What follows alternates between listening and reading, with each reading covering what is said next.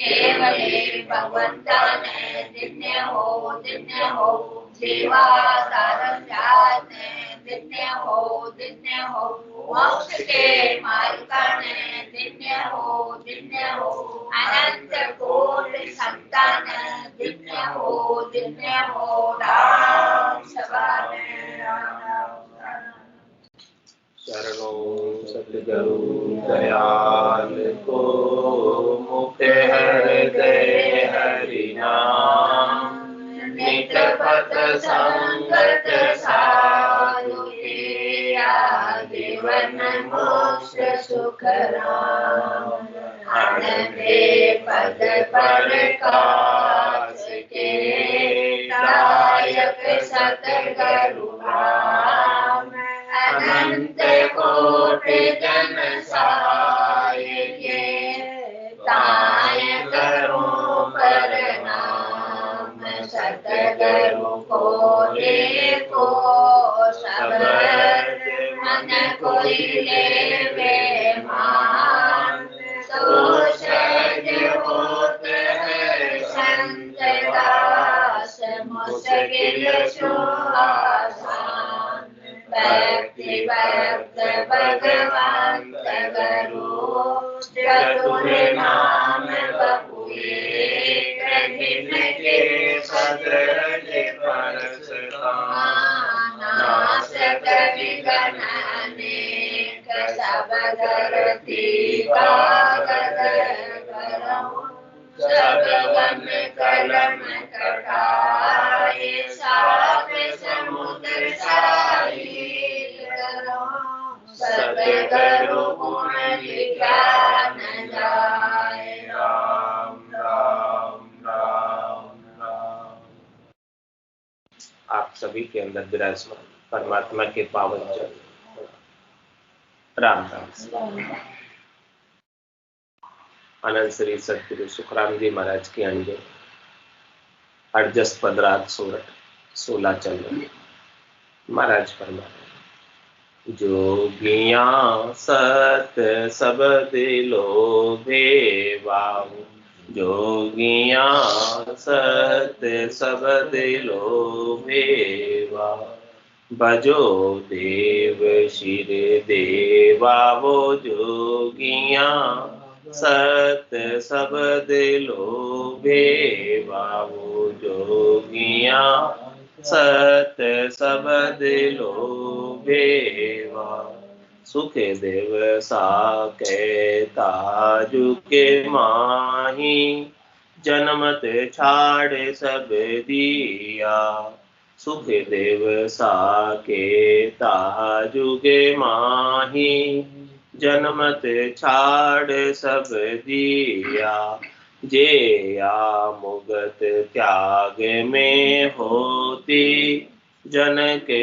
गुरु क्यों किया जे या मुगत त्याग में होती जन के गुरु क्यों किया वो जोगिया सत सब दिलो भेवाऊ सत सब दिलो भेवा पांडव 5 छटा नारायण सरस साध जन कवाया पांडव 5 छटा नारायण सरस साध जन कवाया जे या मुगत सत में होती बाल्मीत क्यों लाया जे या मुगत सत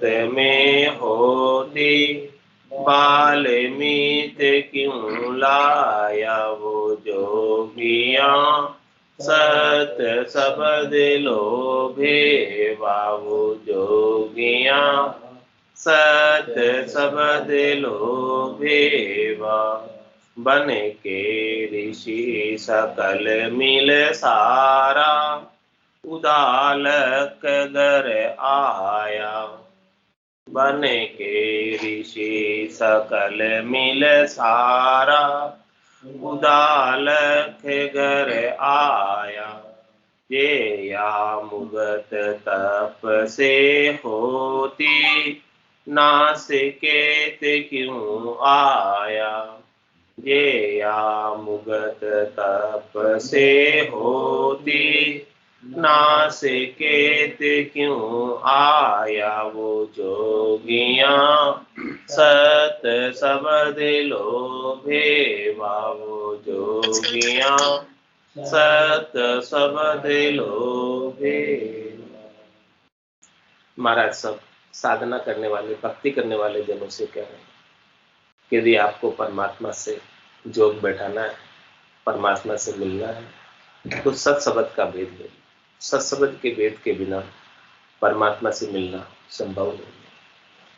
भजो देव शिव देव, जो सबसे शीरे देव है, सबसे ऊपर है, सबसे श्रेष्ठ, सबसे नीचे है, उन राम जी के नाम का सुमरन करो जिनके ऊपर और कोई नहीं। ऐसे राम जी का महाराज भजन करने की कह रहे हैं और सारे दृष्टांत देकर समझा रहे हैं कि संसार के अंदर अनेक प्रकार के साधन हैं, अनेक प्रकार के उपाय हैं, अनेक प्रकार की भक्ति है जो परमात्मा से मिलने में सहायक होती है। लेकिन जब तक सत्सबद का भेद नहीं मिलता है, तब तक पूर्ण दया परमात्मा में मिल नहीं पाती, जन्म मरण से रहित नहीं हो पाता। वही बात महाराज भिन्न भिन्न प्रकार के दृष्टांत देकर समझा रहे हैं, जो वेदों में, पुराणों में, शास्त्रों में सब जगह सारे दृष्टांत आते हैं। उन सब दृष्टांतों का यहाँ महाराज वर्णन कर रहे हैं। दो दृष्टांत कल तक आ गए थे, आज तीसरा दृष्टांत आ रहा है कि बन के ऋषि सकल मिल सारा उदालक धराया। उदालक ऋषि थे, उनका पुत्र नचिकेता, जिनको तपस्या के बल से सदैव स्वर्ग में भेज दिया, लेकिन वहां स्वर्ग के अंदर सदैव प्रवेश नहीं। ये मलमूत्र की काया से वहां प्रवेश नहीं, वहां के लिए तेजपुंज की काया चाहिए। लेकिन वहां उनको तपस्या के बल से भेज दिया और वह वहां जाकर देख कर आए स्वर्ग में कि 88,000 ऋषि धर्मराय के मुजरे बैठे, धर्मराय के सामने बैठे, यानी अपना हिसाब किताब करवा रहे, अपना न्याय करा रहे, पाप पुण्य का जितना भी न्याय है सब वो न्याय करा रहे वही सामने बैठे। ये बात नचिकेता देख कर आए स्वर्ग, क्योंकि वो सदैव गए तपस्या के बल से। हाँ, विश्वामित्र जी ने उनको तपस्या के बल से सदैव स्वर्ग में भेज दिया और वो वहां की सारी सभा को देख के आए, स्वर्ग की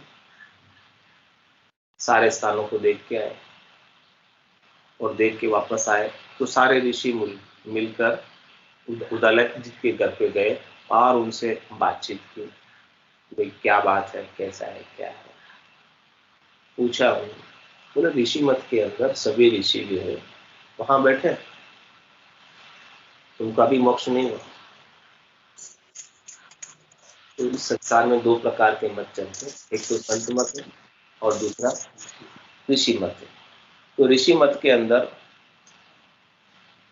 वेदों के अंदर सुख प्राप्त करने की अनेक प्रकार की करनी और क्रियाओं का वर्णन आता है।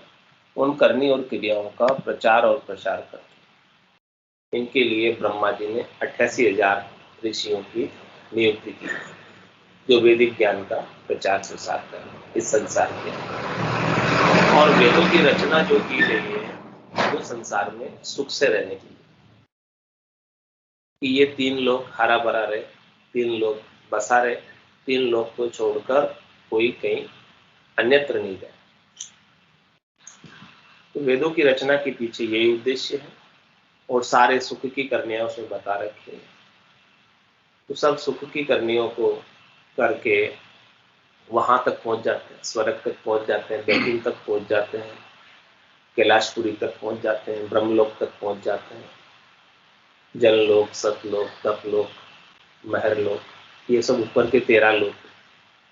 उन सब लोकों तक जैसी जैसी जो साधना करता है, जैसी जैसी जो भक्ति करता है, जैसा जैसा जो उपाय करता है, वैसे वैसे उनको देवताओं के ऊंचे लोकों में स्थान प्राप्त हो जाता है। लेकिन है सब ये त्रिलोकी में,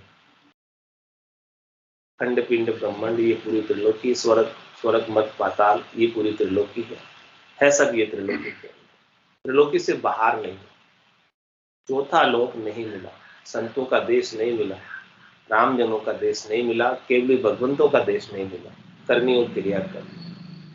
ये बात कौन प्रूव कर रहे? नचिकेता, जो उदालक ऋषि के पुत्र थे, जिनको विश्वामित्र जी ने अपनी तपस्या के बल से सदैव स्वर्ग में भेजा, वहां ऊपर के सारे लोगों को देख के आए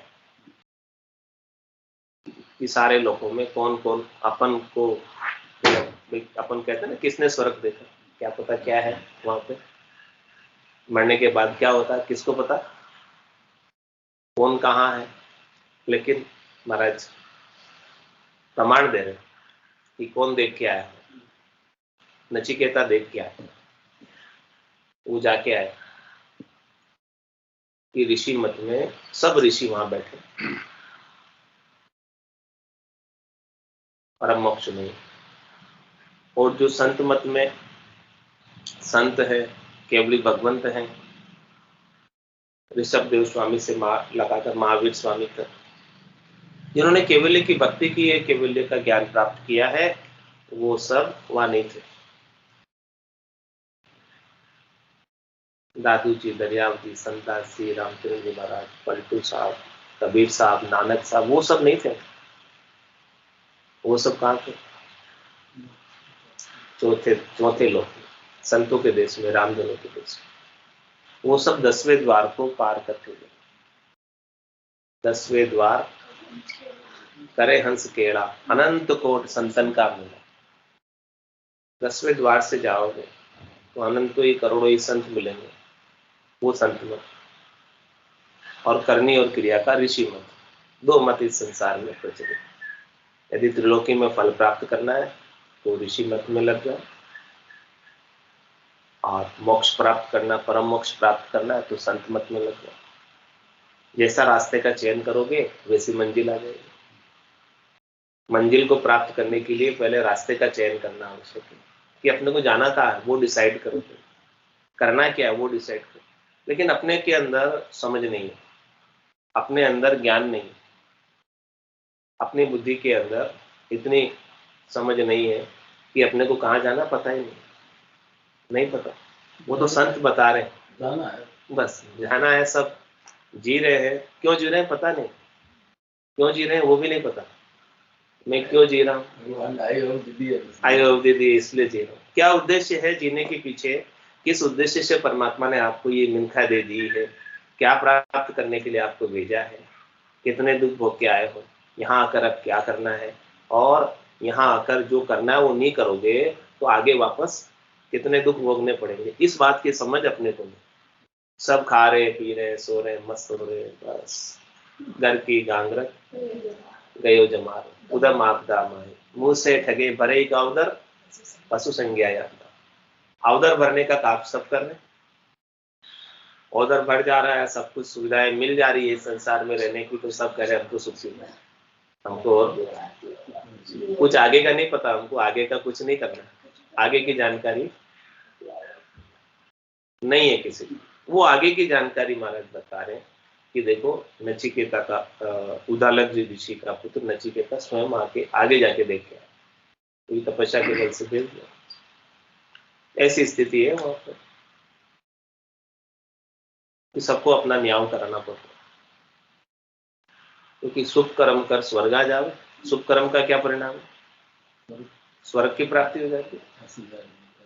हाँ, अच्छे से जा ऋषि बैठे हैं वहां पर, तो शुभ कर्म कर स्वर्ग आ जावे, और अशुभ किया चोरा से, अशुभ कर्म करते हैं तो उसके कारण से पशुओं की योनि प्राप्त होती है, पक्षियों की योनि प्राप्त होती है, कीट पतंगों की योनि प्राप्त होती है, अनेक प्रकार के जो अधीन रहते हैं उनकी योनि प्राप्त होती है। तो शुभ कर्म कर स्वर्ग आ जावे, अशुभ किया चौरासी। अब क्या करना? कह सुखराम भक्ति कर केवल, परम धाम जन जास। केवल्य की भक्ति करो, जो न शुभ में है न अशुभ में, पाप पुण्य दुनिया सु न्यारा, भरम करम दुनिया सु न्यारा, जहां सु रहो लिवलाई, कह सुखराम राम बिन जग में सभी कर्म उपाय। ऐसे राम जी के नाम के बिना, नाम से निज नाम के बिना जो कुछ भी करने क्रिया करने में आती है उन सबसे कर्मों का बंधन होता है, कर्म कटते नहीं।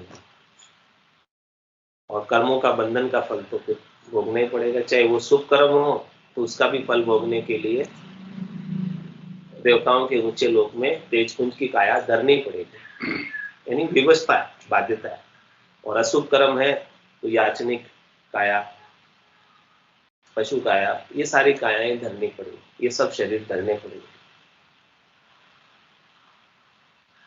तो महाराज फरमा रहे हैं कि करनी और क्रिया से या तपस्या से मुक्ति हो जाती तो वो सब ऋषि वहां नहीं होते, वो सब परम मोक्ष में चले गए होते। यानी वेदों के ज्ञान से, वैदिक ज्ञान से यदि मुक्ति होनी होती तो वो वहां नहीं होते, क्योंकि उनको तो पूरा नॉलेज था ना वेदों का। वो तो कभी ऊपर चले जाते हैं, कभी नीचे आ जाते हैं, तीन लोक के फेरे के अंदर ही रहते हैं। तीन लोक का फेरा होई, गाड़ी बेल फिरे जो सोई, चार वेद की त्रिगुणी माया, लख 84 जीव। ये त्रिगुणात्मक माया ऐसी है, रजोगुण की, सतोगुण की, तमोगुण की। इस माया में जीव बंधा हुआ, क्योंकि इस माया से वो सुख चाहता। क्या चाहता है? सुख लेना चाहता है। और सुख लेने का भाव जब तक बना रहेगा तब तक ये बार बार जन्म मरण में आता है। और सुख के साथ, चाहते तो सब सुख है, कोई दुख थोड़ी पाना चाहता, लेकिन सुख के साथ दुख है जोड़े से। जैसे सिक्के के दो पहलू होते हैं, चित्त और पट, वैसे ही सुख के साथ दुख जोड़े से। नहीं चाहते हुए भी दुख आ जाता है, कोई थोड़ी चाहता है दुख आवे, सभी यही चाहते हैं कि सुख साता बनी रहे, यही चाहते हैं सब, लेकिन उसमें बीच बीच में दुख आ जाता है। तो सुख जहाँ दुख, दिवस जहाँ रजनी, आएंगे तो अवश्य संभावी, जहाँ दिन होगा वहां रात अवश्य होगी। सुख आएंगे वहां दुख अवश्य आएंगे, कोई इसको, ये अटल सत्य है। और दूसरा अटल सत्य क्या है? सुख जहाँ दुख, दिवस जहाँ रजनी, जहां जन्म जहाँ मरण, वो भी अटल सत्य कि जहां जिसका जन्म हुआ है, शरीर धरा है, तो उसको मरना अवश्य पड़ेगा, और कुछ करे नहीं करे मरना तो पड़ेगा। सुख जहाँ दुख, दिवस जहाँ रजनी, जहां जन्म जहाँ मरना, ज्ञान विचार बुरा का देखो, काल पास क्यों पड़ना। इसलिए ज्ञान पर विचार करो कि आप इस काल की फांसी में क्यों पड़े हो। इस काल की जो माया और ब्रह्म की चक्की चल रही है, इस चक्की में क्यों पड़े। चलती चक्की देखकर दिया कबीरा रोए, दो पाटन के बीच में साबत बचा न कोई। क्या अर्थ है इसका? ये माया और ब्रह्म की चक्की चल रही है, ये कुल है, परिवार है, इसके अंदर ये जीव सुख और दुख प्राप्त कर, सुख और दुख की चक्की है, दिवस और रात की चक्की है, जन्म और मरण की चक्की। इसके अंदर सब जीवात्माएं दुखी हो रही, अनेक प्रकार के दुख लग रहे हैं, तीनों प्रकार के तापों से दाज रही है, जल रही है। तो कबीर साहब को भी रोना आ गया कि देखो यहाँ जीव आकर कितने दुखी हैं। इन दो पार्टों के बीच में द्वैत के साथ, जोड़े के साथ, सुख दुख का जोड़ा है, दिन रात का जोड़ा है, जन्म मरण का जोड़ा है। जब तक इसमें पड़े रहोगे, शुभ अशुभ का जोड़ा है, जब तक इसमें पड़े रहोगे, करनी क्रियाओं का जोड़ा है, जब तक इसमें पड़े रहोगे तब तक तो साबुत नहीं बचो। आपको साबुत बचना है तो परमात्मा के चरणों में चले जाओ, चौथे लोक में चले जाओ, किल्ली के पास। हाँ, किल्ली के पास में, हाँ, तो वहां चले जाओ।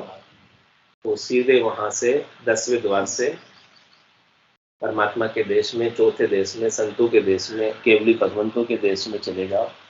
वहां पर ये चक्की नहीं चल रही है, चक्की यही चल रही है। वहां तो मृत्यु किसी ने कानों द्वारा सुनी भी नहीं कि किसी की मृत्यु हो गई। यहाँ तो अपन रोज सुनते हैं, आज उसकी मृत्यु हो गई, आज उसकी मृत्यु हो गई, पेपर में फोटो आ जाता है, व्हाट्सएप पे मैसेज आ जाते हैं, सारे ग्रुप में आ जाते हैं सब मैसेज। तो ये तो यहाँ तो रोज आते हैं, लेकिन वहां तो किसी ने सुना ही नहीं कि किसी की, जो वहां पहुंच गया चौथे लोक में, वहां किसी ने नहीं सुना कि आज किसी की मृत्यु हुई है। वहां होती ही नहीं मृत्यु, क्योंकि वो काल से परे देश, समय से परे देश, समय काल क्या समय, समय की गणना।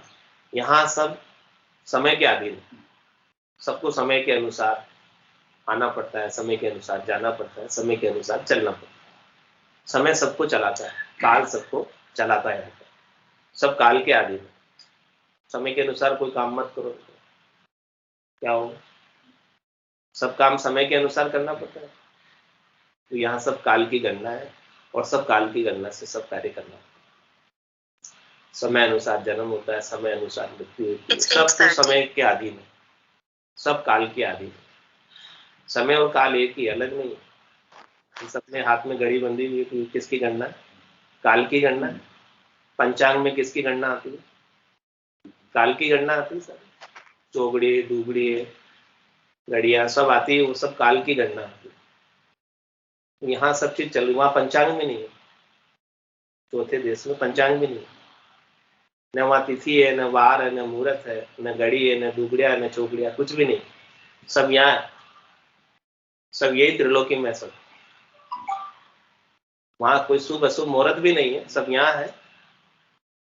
लाभ अमृत का दुगड़े अपन देखते हैं यहाँ पर, वो सब इधर ही, उधर नहीं है कुछ। तो महाराज फरमाने कि देखो ये सब देख के आए वहां पर, तो बन के ऋषि सकल मिल सारा, उदालक घर आया, जेया मुगत तप से होती, तो नासकेत क्यों आया। क्यों आना पड़ा उनको वापस नचिकेता को? क्यों नहीं वो तपस्या के बल से उनको ऊपर ही रहने दिया, वापस नीचे क्यों आए? यदि तपस्या के बल से मुक्ति संभव थी तो तपस्या से उनको आगे भेज देते, और आगे स्वर्ग से, बैकुंठ से, और उससे भी आगे भेज देते, सृष्टिकर्ता परमात्मा के पद से आगे चौथे देश में भेज देते। लेकिन महाराज कह रहे हैं कि तपस्या के बल से भी मुक्ति नहीं होती। मुक्ति तो किससे होगी फिर? जोगिया सत सबद लोभे बाबू, जोगिया सत सबद लोभे वा, भजो देव शिर देवा वो जोगिया सत सबद लोभे वाऊ, जोगिया सत सबद लोभे वा, हस्तामल जन्म नहीं बोलिया, बरस द्वादश ताई, हस्तामल जन्म नहीं बोलिया, बरस द्वादश थाई, जे या मुगत मून में होती, दत्त पास क्यों जाई, जे या मुगत मून में होती, दत्त पास क्यों जाई, वो जोगिया सत सबद लोभे वाऊ, जोगिया सत सबद लोभे वा। महाराज एक के बाद एक सब चीजें क्लियर कर। एक तो कह रहे हैं कि देखो सबसे पहले कहा था कि 52 अक्षरों के ज्ञान से या माया के त्याग से मुक्ति नहीं होती, वो दृष्टांत सुखदेव मुनि का देकर अपने को समझाया। दूसरा पांडवों का दृष्टांत देकर, भगवान कृष्ण का दृष्टांत देकर अपने को समझाया कि नाम के लेवारी, साधना करने वाले, भक्ति करने वाले जनों, नाम का महत्व उनसे भी ज्यादा है, सत से मुक्ति नहीं होती। और फिर तीसरा दृष्टांत समझाया, तप से मुक्ति नहीं होती, न सत से मुक्ति होती, न तप से मुक्ति होती है, और न त्याग से मुक्ति होती। तीन दृष्टांत महाराज ने समझाती। त्याग, त्यागन किया रे शिर बदलो जन्म दूसरो, सब चीजें बात, सब चीजें अपने को समझाए। लेकिन अपन ये मान लेते हैं कि त्याग करने से, तप करने से, सत पे चलने से मुक्ति हो जाएगी। लेकिन महाराज सब क्लियर करके समझा। चौथा महाराज समझा रहे कि कोई कहे कि भी हम तो मौन धारण करके बैठ जाएंगे, मुनि बाबा बन जाएंगे और हमारी मुक्ति हो जाएगी, वो भी महाराज यह क्लियर कर रहे कि नहीं तो जो है आपका त्याग से मुक्ति होगी, नहीं सत से मुक्ति होगी, और नहीं तप से मुक्ति होगी, और नहीं मौन धारण करके बैठने से मुक्ति होगी। ये दृष्टांत हस्तामल का दिया, हस्तामल जी महाराज का दिया कि हस्तामल जन्म नहीं बोलिया, बरस द्वादश था। 12 बरस तक हस्तामल मुनि ने एक शब्द नहीं बोला अपने मुखाग्नि से, मौन धारण। तो यदि मौन से मुक्ति हो जाती तो 12 बरस तक मौन में रहे, 12 साल तक कुछ बोले नहीं, लेकिन हुई नहीं मुक्ति। तो फिर दत्त पास क्यों आए? वो दत्तात्रेय भगवान के पास गए और यही ब्रह्म ज्ञान का, केवल ज्ञान का भेद लिया और भेद के सहित भजन किया, और भजन से ही मुक्ति संभव। मोक्ष भजन बिन नाई रे, और सब विद हद के मन, नाया धोया मोक्ष मिले तो मेंढक मिच्छा। मोक्ष प्राप्ति केवल और केवल राम जी के नाम के सुमरण से होगी, भजन से होगी, निज नाम से होगी, सतनाम से होगी, कुदरत कला से होगी, नेचर से होगी। इसके बिना तो अनेक साधन, अनेक करनी, अनेक क्रियाएं हैं, उन सब से शुभ और अशुभ फलों की प्राप्ति होती है, मोक्ष नहीं होता। मौन धारण करना अच्छा है, ठीक है, अपने इंद्रियों का निग्रह करने के लिए मौन धारण करते हैं, लेकिन बाहर से मौन धारण करने से क्या होगा? जब भीतर के अंदर तो सब चीजें, बातें विचार में आ रही, भीतर में तो सारा चिंतन चल रहा है, भीतर में सारा मनन चल रहा है, मन भीतर में कहाँ कहाँ जा रहा है, लेकिन कह नहीं रहे, बस इतना ही हो रहा है मौन धारण करके बैठने से। क्या तो क्या होता है मौन धारण करने से?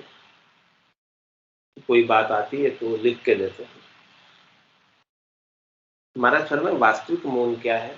वास्तविक मौन वो है कि भीतर में मन ठहर जाए, मन स्थिर हो जाए, मन में कोई उद्वेग हुई नहीं, मन में कोई विचार आए नहीं, मन में कोई त्रास रहे नहीं। वो बाहर से मौन धारण करने से संभव है। वो संभव जब ही होगा जब सत्शब्द के माध्यम से मन की सारी आसक्तियां, मन की सारी चाहना, इच्छा, वासना, आशा, तृष्णा, मनोरथ, मनोकामना, संकल्प, विकल्प सब शांत हो जाएगी, स्थिर हो जाएगी, ठहर जाएगी, मन में उत्पन्न ही नहीं, मन में कोई बात उठे ही नहीं, तब तो मौन धारण करना सार्थक। मन में खूब सारी बातें उठ रही है और बाहर से किसी से कुछ नहीं कह रहे, तो वो मन के अंदर तो है, बातें तो सब कहीं गई तो नहीं,